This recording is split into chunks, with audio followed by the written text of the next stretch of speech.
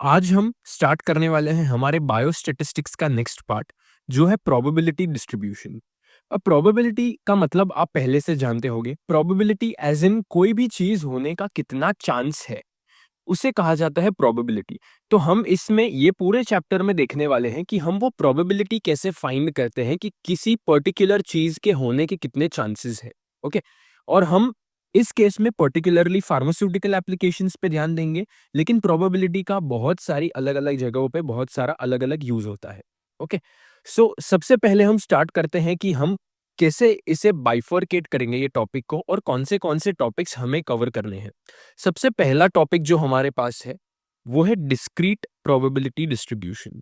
मैं probability distribution को PD लिख रहा हूं, डिस्क्रीट प्रोबेबिलिटी डिस्ट्रीब्यूशन। अब डिस्क्रीट नाम से आप थोड़ा सा आइडिया ले पा रहे होंगे कि उसमें होगा क्या, लेकिन हम आगे जाके थोड़ा डिटेल में देखेंगे कि क्या होता है। ओके।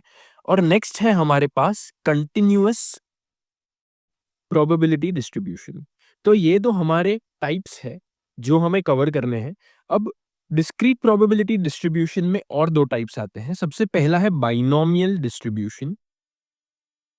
ओके। अब बाइनोमियल में भी नाम से थोड़ा समझ आ रहा होगा कि क्या हो सकता है। और दूसरा टाइप है हमारे पास पॉइसन डिस्ट्रीब्यूशन। ओके।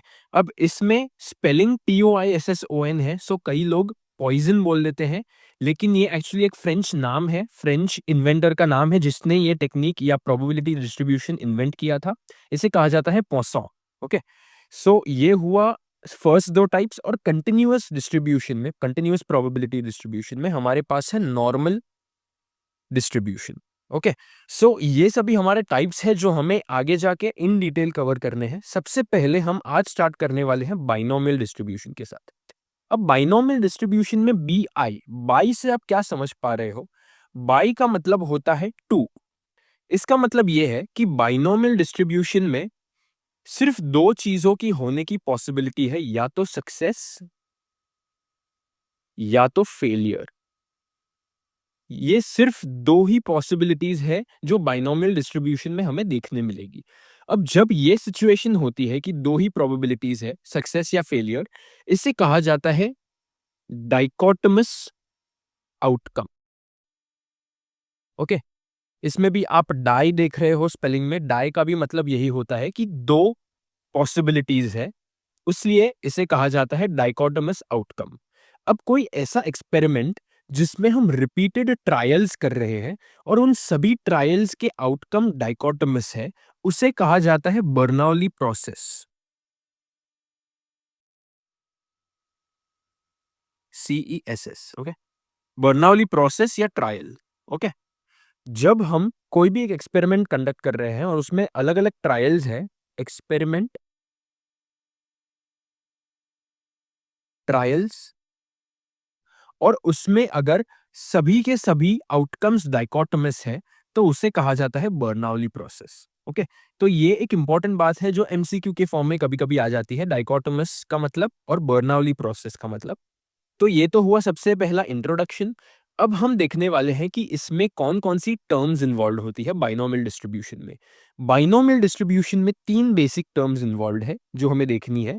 हमारे पास एक है N, एक है P और एक है Q। ओके। अब हम इन टर्म्स को एग्जाम्पल्स के थ्रू समझेंगे। लेट्स से हमें एक क्वेश्चन दिया गया है कि हमने 10 डाइस रोल की। ओके। आपको डाइस पता है, जो बोर्ड गेम्स खेलने के लिए यूज होती है, जिसमें हम लेट्स से इमेजिन कर रहे हैं कि ये डाइस में, या लेट्स से हम एग्जाम्पल ही चेंज कर देते हैं, लेट्स से हम 10 कॉइन्स को टॉस कर रहे हैं। ओके। 10 कॉइन टॉस, यानी कि हम 10 कॉइन्स को टॉस कर रहे हैं। अब आपको पता है कि कॉइन में सिर्फ दो साइड्स होते हैं, हेड्स और टेल्स। ओके। ये दो साइड्स होते हैं इन जनरल। अब हमें पूछा गया है कि क्या प्रोबेबिलिटी है कि एक बार हम 10 कॉइन्स को टॉस करें तो उसमें से 7 हेड्स मिलेंगे हमें और 3 टेल्स। ओके। ये हमें पूछा गया है। तो इसमें ये क्वेश्चन में हमारे पास n क्या होगा? n होगा हमारा 10। 10 यानी कितनी बार हम वो ट्रायल रिपीट कर रहे हैं। इस केस में हमने 10 कॉइन्स को टॉस किया या एक ही कॉइन को 10 बार टॉस किया, व्हाटएवर इट इज। तो इस केस में n है 10, लेट्स से हमने 20 कॉइन्स को टॉस किया होता तो n हो जाता 20। इसी तरह हमारे पास n की वैल्यू चेंज होती रहती है हर एक सिचुएशन में।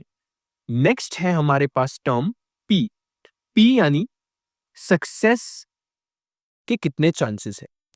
ओके, अब सक्सेस के कितने चांसेस है, इस केस में कैसे हम आइडेंटिफाई करेंगे कि सक्सेस के कितने चांसेस है। हमारे पास दो साइड्स है, हेड्स और टेल्स। अगर हमने एक कॉइन टॉस किया 10 में से, तो उसमें अगर हमें हेड्स आया तो वो है हमारा सक्सेस। लेकिन वो कॉइन टॉस करने पर अगर हमें टेल्स आया तो वो है हमारा फेलियर, जो है क्यू। क्यू को फेलियर के फेलियर डिनोट करने के लिए दिखाया जाता है क्यू को। ओके, सो इस केस में हमें पूछा गया है कि 7 हेड्स की प्रोबेबिलिटी क्या है। तो इस केस में हमारा सक्सेस हो जाएगा हेड्स आना और हमारा फेलियर हो जाएगा किसी एक कॉइन में टेल्स आना। ओके, अब हेड्स और टेल्स के कोई भी एक कॉइन में कितने चांसेस होते हैं। हमारे पास 50% चांस होता है कि अगर हमने कोई कॉइन उछाला तो उसमें हेड्स आएगा, ये 50% चांस होता है, और टेल्स आएगा, ये भी 50% चांस होता है। तो हम इस केस में प्रोबेबिलिटी को क्या बोलते हैं। Probability is basically 50 divide by 100, क्योंकि 50% है, विच इज 1/2। इस केस में भी 50 डिवाइड बाई 100, जिसे कहते हैं 1/2। ओके, सो ये है हमारी प्रोबेबिलिटी इस केस में सक्सेस की और फेलियर की, यानी पी और क्यू के वैल्यूज 1/2 है दोनों, क्योंकि इस केस में हमने कॉइन टॉस कंसिडर किया है, तो दोनों के वैल्यूज सेम है। ओके, सो इस तरह से हम एन, पी और क्यू का यूज करते हैं और डिफरेंट डिफरेंट फॉर्मूलाज यूज करते हैं। इसमें डिफरेंट फॉर्मूला क्या है। सबसे पहला फॉर्मूला है हमारे पास मीन ऑफ बाइनोमियल डिस्ट्रीब्यूशन। अब हमने मीन पहले देखा हुआ है, लेकिन डिस्ट्रीब्यूशन, प्रोबेबिलिटी डिस्ट्रीब्यूशन के केस में मीन कंप्लीटली डिफरेंट चीज होती है, क्योंकि इसका फॉर्मूला बहुत डिफरेंट होता है। ओके, ऑब्वियसली चीज सेम है, कंसेप्ट सेम है, लेकिन इसका फॉर्मूला काफी डिफरेंट है। इस केस में इसका फॉर्मूला है n इंटू पी। ओके, तो इस केस में अगर अगर हम मीन निकालने जाए ये पर्टिकुलर केस में, तो हमारे पास होगा 10 इंटू 1/2, क्योंकि n इंटू पी है हमारे पास फॉर्मूला, राइट। सो 10 इंटू 1/2, सो इस केस में मीन हो जाएगा 5, लेकिन हम अभी ऑब्वियसली कैलकुलेट नहीं करेंगे, हम आगे जाके देखेंगे। तो ये है इसका फॉर्मूला। अब हमारे पास है variance of binomial distribution. Variance का फॉर्मूला होता है n into P into Q. इसमें सिर्फ एक एक्स्ट्रा टर्म ऐड हो गई जो हमने यहां पर कवर की थी, फेलियर। तो ये होता है वेरिएंस का फॉर्मूला। अब वेरिएंस का फॉर्मूला जब हमें मिल गया है, तो आपको पता होगा कि स्टैंडर्ड डिविएशन का फॉर्मूला क्या होगा इस केस में।